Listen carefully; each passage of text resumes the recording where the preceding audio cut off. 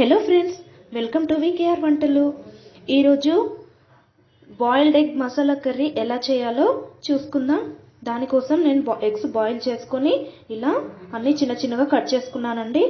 ఇప్పుడు స్టవ్ పైన ప్యాన్ పెట్టుకొని అందులో ఆయిల్ వేసి ఆ ఎగ్స్ వేసి ఫ్రై చేసుకుంటున్నాను. అలా ఎగ్స్ వేసి ఇలా ఫ్రై చేసుకోవాలి.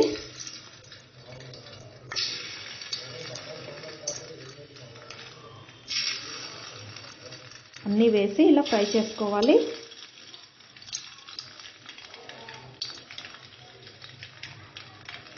ఇలా నెమ్మదిగా మీడియం ఫ్లేమ్లో పెట్టుకొని ఫ్రై చేసుకుంటున్నాను. కొంచెంగా ఫ్రై అయిపోతే సరిపోతుందండి. ఇంకా నేను స్టవ్ ఆఫ్ చేస్తున్నాను.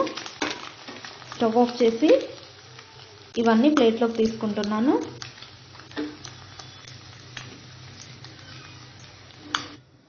ఇప్పుడు అదే ప్యాన్లో ఇంకాస్త ఆయిల్ పోసుకొని కొంచెం సాజీరా, నెక్స్ట్ లవంగాలు,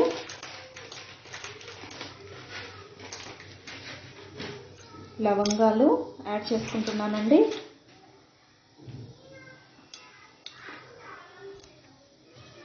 నెక్స్ట్ అందులో మిర్చి, ఆనియన్స్ వేసుకోవాలి.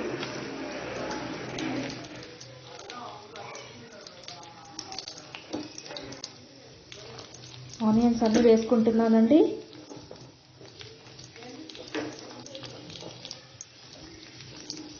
వేసుకొని చక్కగా కలుపుకోవాలి.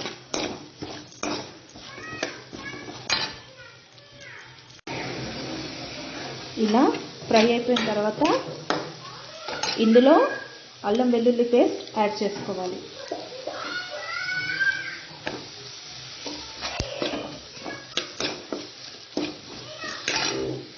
ఇప్పుడు ఇందులో కొంచెం పసుపు యాడ్ చేసుకోవాలి.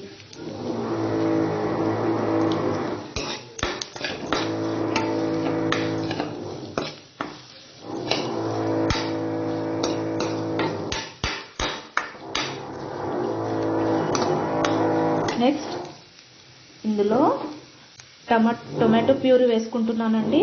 ఒక 2 టొమాటోస్ ప్యూరీ చేసుకొని ఇందులో కాస్త కారం వేసుకుంటున్నాను.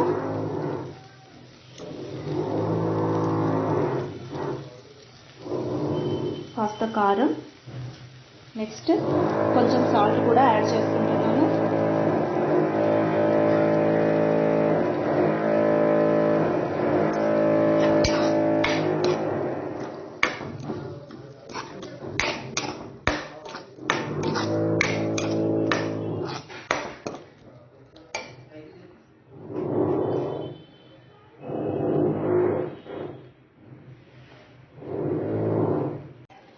నెక్స్ట్ కొంచెం గరం మసాలా యాడ్ చేసుకుంటున్నానండి. ఒక 1 స్పూన్ గరం మసాలా, ఒక 1/2 స్పూన్ ధనియా పౌడర్ యాడ్ చేసుకుంటున్నాను. యాడ్ చేసుకొని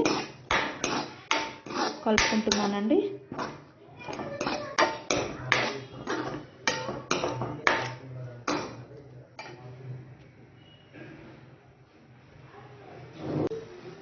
ఇప్పుడు ఒక 1 టీ గ్లాస్ వాటర్ యాడ్ చేసుకుంటున్నానండి.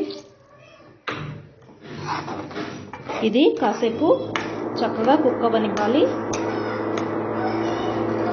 ఇందులో కొత్తిమీర యాడ్ చేసుకుంటున్నాను. ఇంకా పుదీనా కూడా వేసుకుంటున్నానండి.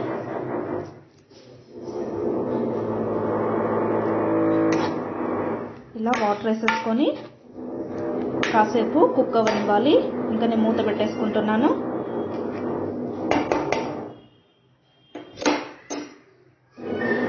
ఇలా ఒక 10 మినిట్స్ పాటు మూత పెట్టేసుకొని మనం ఉడికించేసుకోవాలి. ఇంకా నేను ఒకసారి చూస్తున్నానండి. నేను ఇంకొక 1 టీ గ్లాస్ వాటర్ యాడ్ చేశాను.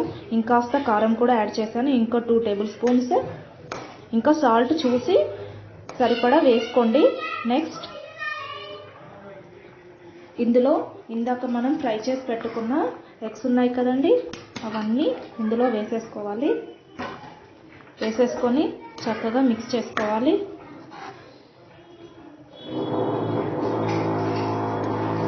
ఇలా మిక్స్ చేసుకున్నాక కాసేపు మళ్ళీ ఒక 5 minutes మూత పెట్టేసి ఉడికించేసుకోవాలి.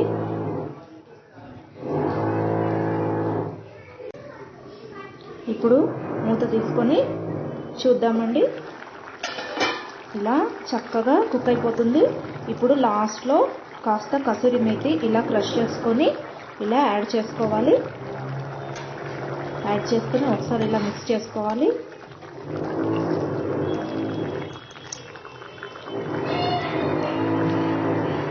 ఇంకా నేను స్టవ్ ఆఫ్ చేస్తున్నానండి. స్టవ్ ఆఫ్ చేసి సర్వింగ్ బౌల్లోకి తీసేసుకుంటున్నాను. చూసారు కదండి, ఇంకా బౌల్లోకి తీసేసుకొని నేను పుదీనాతో గార్నిష్ చేసుకున్నాను. ఎంతో ఈజీగా ఎంతో టేస్టీగా boiled egg masala curry ready అయిపోయింది. ఇది కనుక మీకు నచ్చినట్టయితే షేర్ చేయండి, లైక్ చేయండి, ఇంకా సబ్స్క్రైబ్ చేసుకోండి. Thank you.